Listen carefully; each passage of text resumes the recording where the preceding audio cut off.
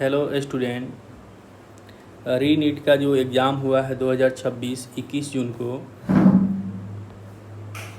Question paper code number 50 है, जिसका question number है 79। इसका सॉल्यूशन हम लोग देखने वाले हैं।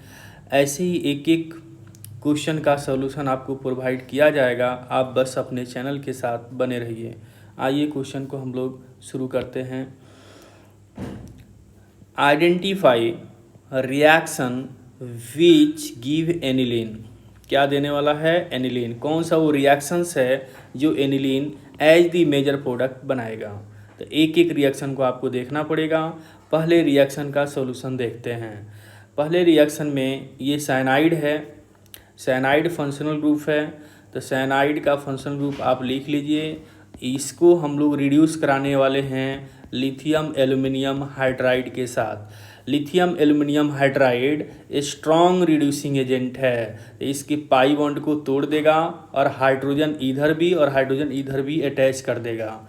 ठीक, तो दो पाई बॉन्ड तोड़ रहे हैं, इसलिए दो हाइड्रोजन कार्बन के साथ जोड़ देंगे और दो हाइड्रोजन नाइट्रोजन के साथ जोड़ देंगे।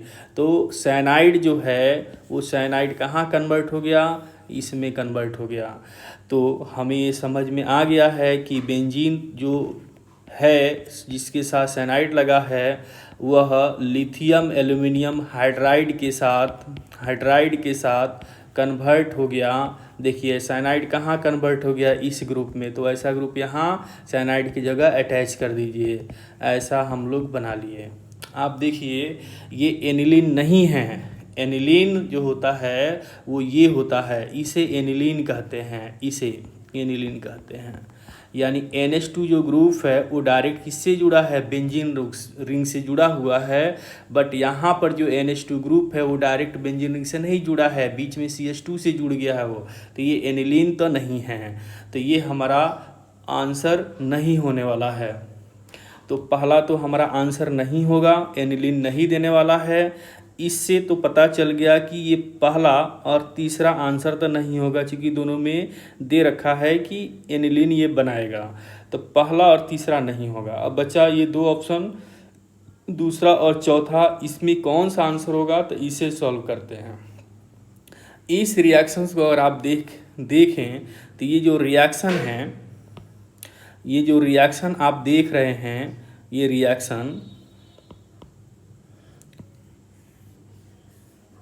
रिएक्शन को अगर आप ठीक से देखें तो ये है एमाइड। किसका फंक्शनल ग्रुप है? एमाइड का फंक्शनल ग्रुप है। एमाइड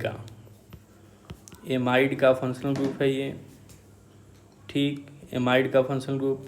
और ये जो आप रिएजेंट देख रहे हैं, ये जो रिएजेंट आप देख रहे हैं, यह रिएजेंट होता है ये हॉफमैन ब्रोमाइड डिग्रेडेशन रिएक्शन का ये रिएजेंट है। तो हॉफमैन ब्रोमाइड डिग्रेडेशन रिएक्शन में क्या होता है? रिएजेंट इस कार्बन ये CO ग्रुप को बाहर रिमूव कर देता है। यही करते हैं, ये बाहर रिमूव हो जाएगा CO ग्रुप। तो बताइए यहाँ से क्या ये प्रोडक्ट नहीं बन जाएगा? ये प्रोडक्ट बन जाएगा। जैसे ही यहाँ से CO ग्रुप हटाइएगा तो NH2 ग्रुप उससे डायरेक्टली जुड़ जाएगा। तो ये बन गया aniline. Hoffmann bromide degradation reaction में आप यही करते हैं। ये हॉफमैन ब्रोमाइड डिग्रेडेशन रिएक्शन ही है। CO ग्रुप हटाएंगे तो ये NH2 और ये बेंजीन आपस में जुड़ जाएगा, एनिलीन बन गया। तो B तो आंसर होगा। इसी से पता चल गया कि आपका आंसर सेकेंड आने वाला है।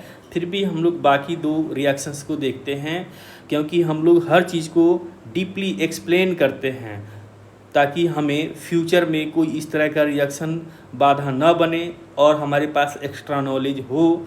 तो इसलिए सभी ऑप्शंस पर आप देखिए।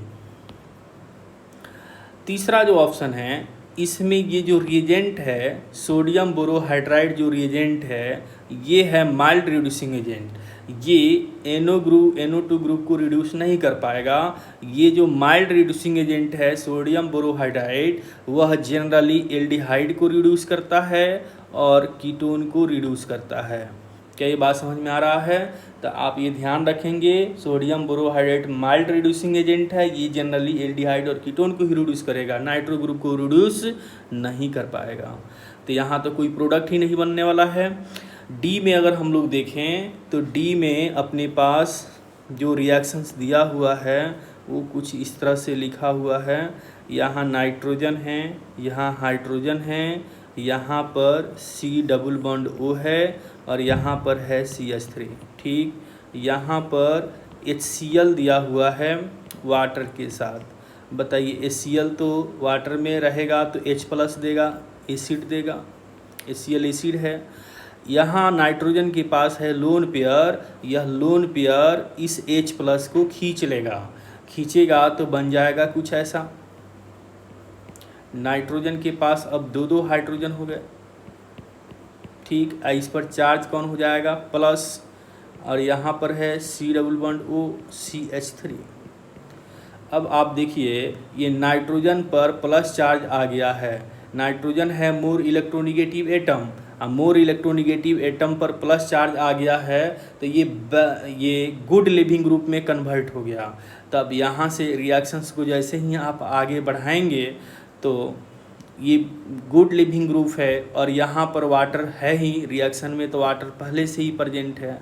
ये वाटर क्या करेगा? इस कार्बोनाइल के कार्बन सेंटर पे अटैक करेगा, इस बॉन्ड को ऐसे ओपन करेगा, फिर ये बैक आएगा और ये बहुत अच्छा लिविंग ग्रुप होने की वजह से बाहर निकल जाएगा। तो ये बन जाएगा कुछ ऐसा प्रोडक्ट। NH2 आ गया। देखिए यही प्रोडक्ट है, यही एनिलीन है। तो देखिए एनिलीन D दे रहा है और ये जो बाकी पार्ट बचा हुआ है CH3 C double bond O OH acetic acid में कन्वर्ट हो जाएगा। तो हमारा जो क्वेश्चन था एनिलीन देगा कि नहीं, तो एनिलीन तो दे रहा है, तो आंसर हो जाएगा B और D। और ऐसा कौन सा ऑप्शन है? Option number second. तो second is the answer. I hope आपको एक्सप्लेनेशन ठीक से समझ में आ गया है।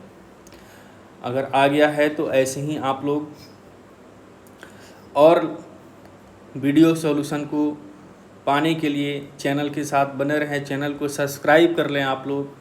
फिर मिलते हैं नेक्स्ट वीडियो में। Thank you.